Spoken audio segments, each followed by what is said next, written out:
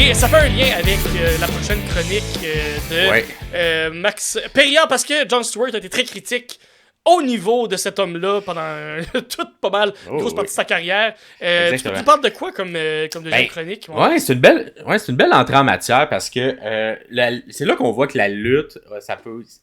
Bizarrement, les gens, je pense dans le mainstream, associent beaucoup la lutte à la droite républicaine, à des gens qui ont peut-être une vision, c'est ça, je sais pas comment dire, mais c'est une vision plus, pas progressive, mettons, de la société. Alors que beaucoup de gens, je pense, tout le monde ici autour de la table, là, on est tous des gens beaucoup plus progressifs. Puis moi, ce que je vis dans la vie de tous les jours, les gens qui aiment la lutte, c'est beaucoup plus des gens, je trouve, qui sont progressifs et qui comprennent un peu le deuxième degré de tout ça. Puis Jon Stewart, c'est un bon exemple. Andy Kaufman, c'est des bons exemples de ça. Mais, bizarrement, aux États-Unis, j'ai l'impression que les gens de la gauche se laissent pas le faire, puis c'est plus la droite qui est mis. Et un représentant, ou le plus grand représentant de la droite présentement, on suit un peu l'actualité, mais il y a Donald Trump, qui, je sais pas si vous êtes content ou fâché. Bon, nous, je pense aussi on est tous contents, parce que quand t'es criminel, fait qu'il s'est fait enfin accusé et reconnu coupable de tous ses chefs d'accusation.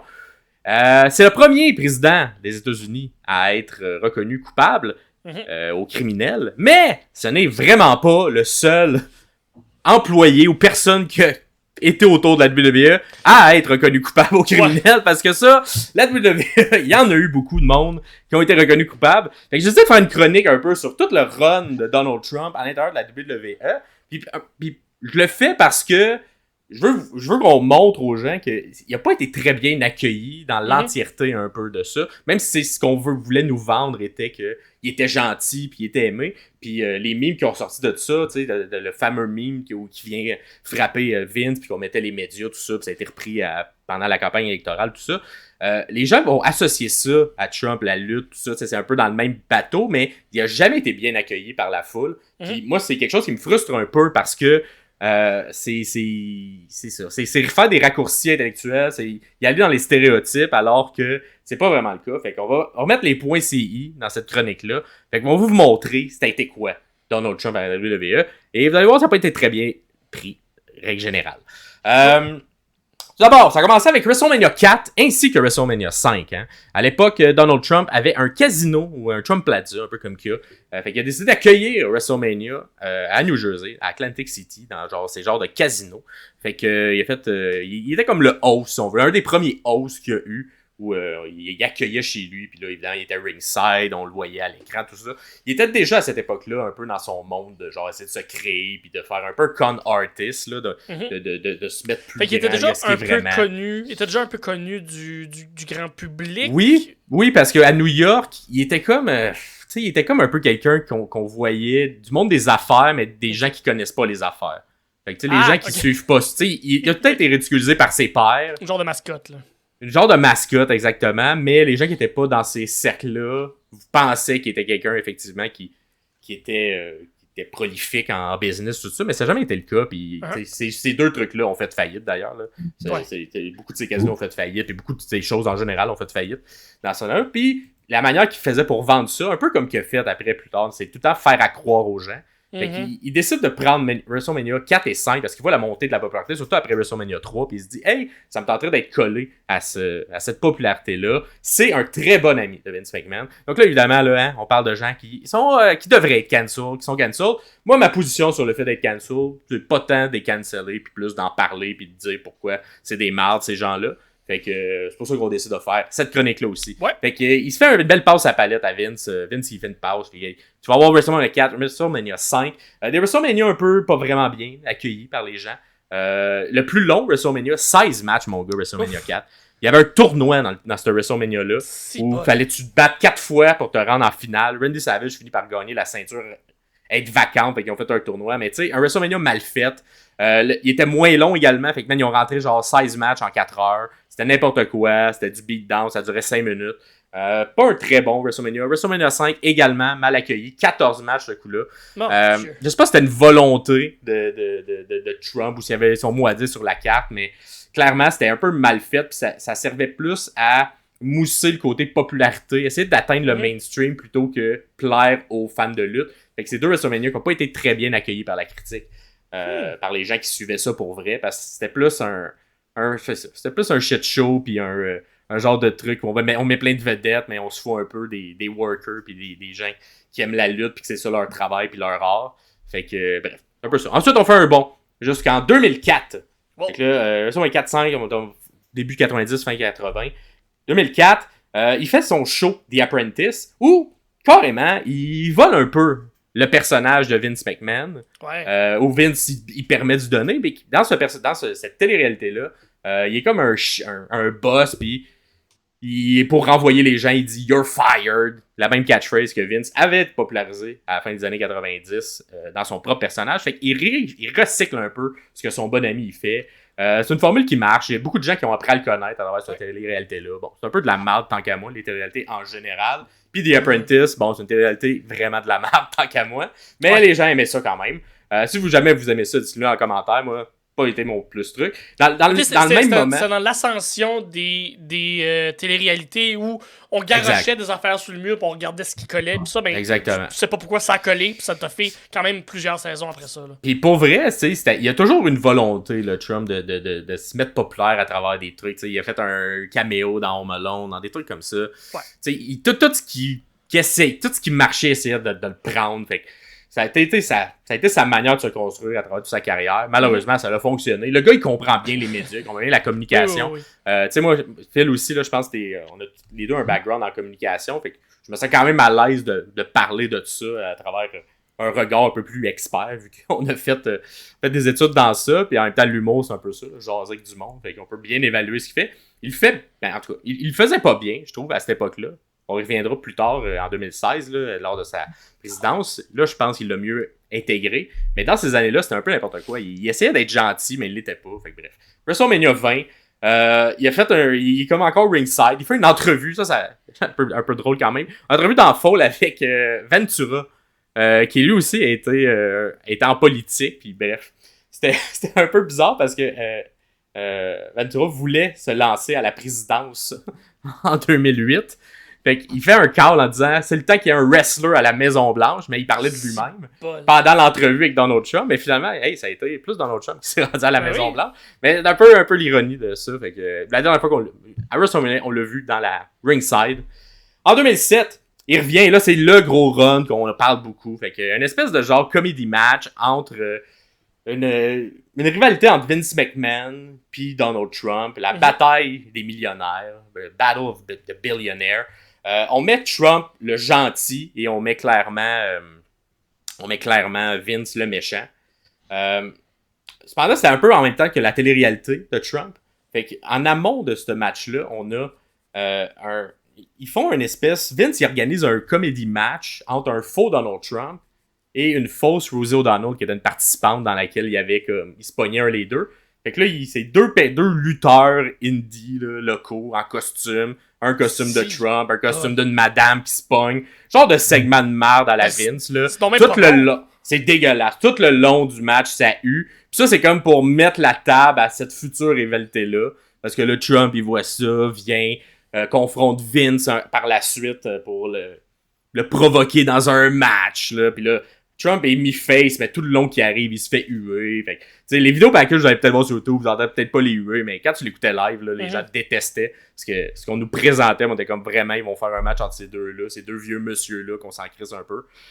Cependant, ils vont choisir chacun un représentant. Fait que du côté de Trump, il prend Bobby Lashley comme représentant, et du côté de Vince, il prend Umaga. Fait que ils prennent un gentil versus un méchant. Stone Cold, Steve Austin est mis dans cette rivalité-là pour essayer de mousser le truc. Il devient l'arbitre, genre invité du match. Ils font une signature de contrat. Évidemment, Vince pogne les bombes parce que clairement, entre les deux, c'est le seul qui est capable d'avoir un mini truc de lutte. Mais tu sais, tout le long, tous ces segments-là sont accueillis avec des grosses huées. Parce qu'on est comme, vous prenez un 20 minutes de Raw pour builder ce match-là. Au lieu de builder Umaga contre Lashley pour vrai, au lieu que ça soit dans cette style de merde-là, en courant Vince et Drum. Est-ce que, tu sais, ça n'a jamais été dit pourquoi c'était fait, mais t'sais, clairement, ça sonne comme si Trump il essaie d'être encore populaire, puis genre Vince c'est son ami, fait qu'il est comme parfait. on va te mettre de l'avant dans cette histoire-là, mais c'est vraiment très mal accueilli. L'enjeu de ce match-là, c'est la personne qui perd va se faire raser les cheveux. Bon, Trump est un peu reconnu pour sa chevelure de personne rousse, mais quand même des cheveux, même s'il est vieux. Fait que il y a comme ce match-là. Ouais, c'est ça. Il y a comme ce match-là qui se passe. Dans l'intérieur de ce match-là, c'est là que le meme est créé où Trump fonce sur Vince. Il donne des petits coups, là, vraiment mal fait. Là. Même pas un beau bump, là, même pas des beaux coups. Là. Mais c'est super mal fait. Mais bon, ça a été repris après dans sa campagne électorale. C'est dans ce match-là, Phil? Oui, on aurait dit un match dans un CHSLD. Là. Tu sais, t'as juste Donald Trump qui, au ralenti, tu sais, parce qu'en fait, c'est Vince qui essaie d'interférer dans le match. Puis là, Donald Trump il est fâché parce qu'il veut que son lutteur gagne. Fait qu'il fait le tour du ring, un peu à la Braun Strowman qui court comme quand il fait son train. Là, Braun Strowman qui court. Fait que là, il fait juste courir, puis là, il arrive, puis il fait une espèce de lariat. Là, tu sais, il fait une corde à linge, mais il tombe en même temps. Fait que là, je pense que les deux messieurs se brisent d'un coup. Il fait des petits coups comme ça quand il est sur Vince, là, genre. Mais bref, c'est vraiment comme pas très bien fait. Encore une fois, c'est accueilli avec beaucoup de huées, ce match-là. Lorsqu'il se passe, tu sais, on a essayé de mettre Stone Cold pour rajouter du star, tu sais, mais... Ouais, mais là, tu sais...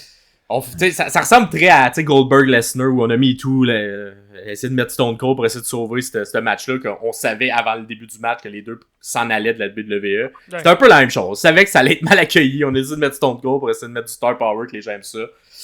Plus ou moins marché. Cependant, c'est Lashley qui gagne ce match-là contre Umaga. Fait que Vince, faut qu'il se fasse raser. Fait que là, ils font ça live. C'est le seul mini segment qui est un peu apprécié parce que Vince... il sait vendre, fait que là, ce qui se fait raser les cheveux, il vend comme à la Vince, là. Super gros. Puis même Trump, dans ça, il vend mal, là, t'sais. Il est supposé être content, mais il est juste comme...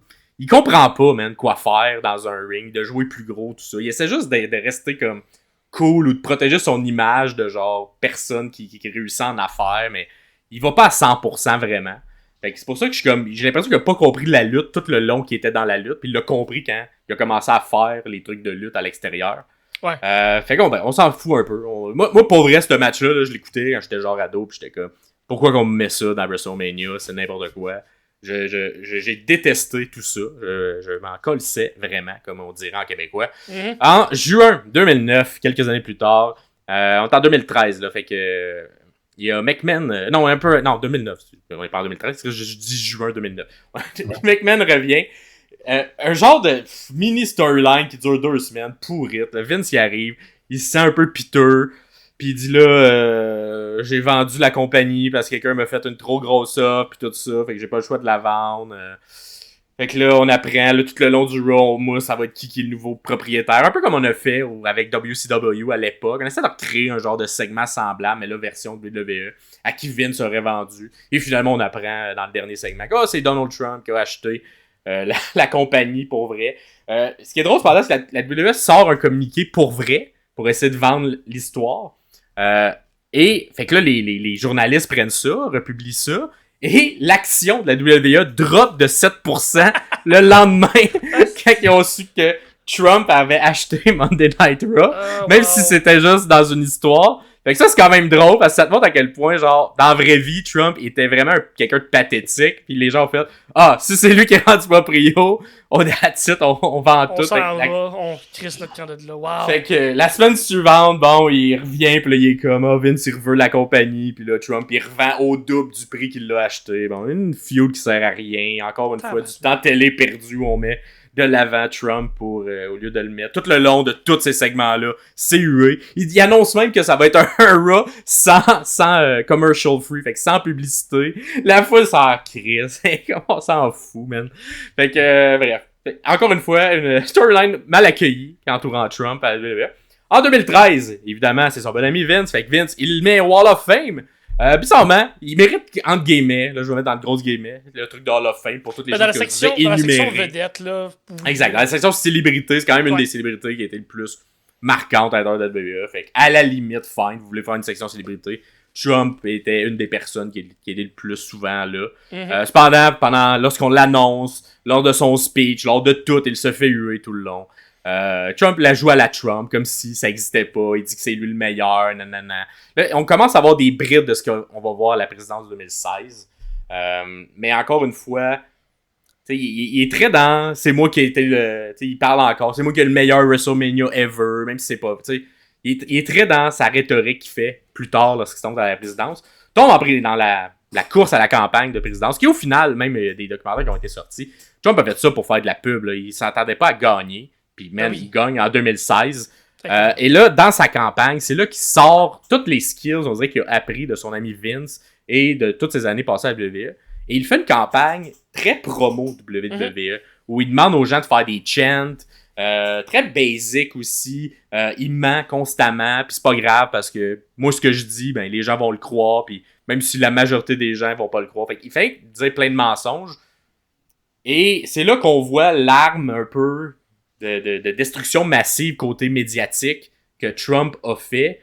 A été le blueprint de ça, c'est Vince qui l'a créé avec la WWE, parce qu'il a juste appliqué ce que la WWE a fait dans ses promos. Fait que, John Cena ou Roman Reigns ou tous les gens qu'on a eu quand ils étaient des gentils, mais si tu fais juste les ignorer puis continuer de vendre les gens comme s'ils étaient des gentils, ben c'est toi qui écris l'histoire, même si l'histoire c'est pas le vrai truc, puis tu continues de vendre les trucs. Fait que Trump a fait la même chose, mais dans la vraie vie, ce qui est très dangereux quand même à faire, et malheureusement ça l'a... Les gens ont voté pour lui, puis il a été élu à cause de ça. Bref, ça a fait un 4 ans. Lors de son 4 ans, évidemment, comme Vince McMahon, c'est son bon ami, ben il place la femme de Vince McMahon dans des grands même postes importants à l'intérieur de la hiérarchie de la Maison-Blanche. Bon, il y a tous ses amis, il les a placés, là, Trump, lors de sa présidence. Et malheureusement, tout ce qu'on se rappelle, c'est que dans le mainstream, c'est que Trump est associé à la WWE, que même si Vince, oui, c'est vrai que dans la vraie vie, c'est son bon ami, la crowd, la foule qui aime la lutte a jamais apprécié Trump. Je pense qu'il y a quand même une bonne partie de la foule, même s'il est capable de reconnaître ce que Vince a fait. Beaucoup de gens, on est très critiques de ce que Vince est comme humain. Fait que bref, c'est un peu ça. Un peu leur remettre les barres CT, les points CI.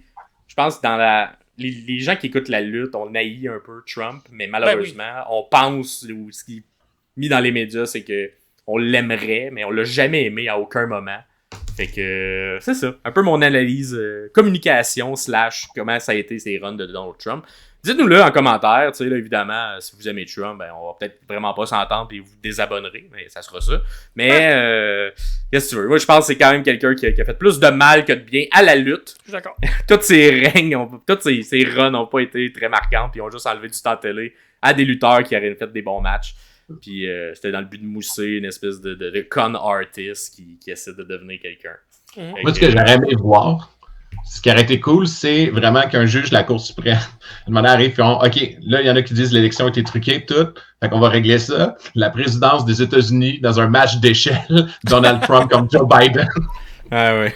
Ben, pas vrai. C'est le genre de truc qui pourrait spinner, puis qu'une partie de son électorat ferait comme, yes, sûr, on fait ça. Mais... oui. Il y a du monde qui suivrait, là. C'est sûr. Fait que, bref, tout ça. Le monstre qui est Donald Trump a, d'après moi, fortement été inspiré et créé grâce à son bon ami Vince McMahon. Fait que, si vous haïssez Trump, haïssez Vince, parce que c'est un peu lui qui a mis le plan de Trump.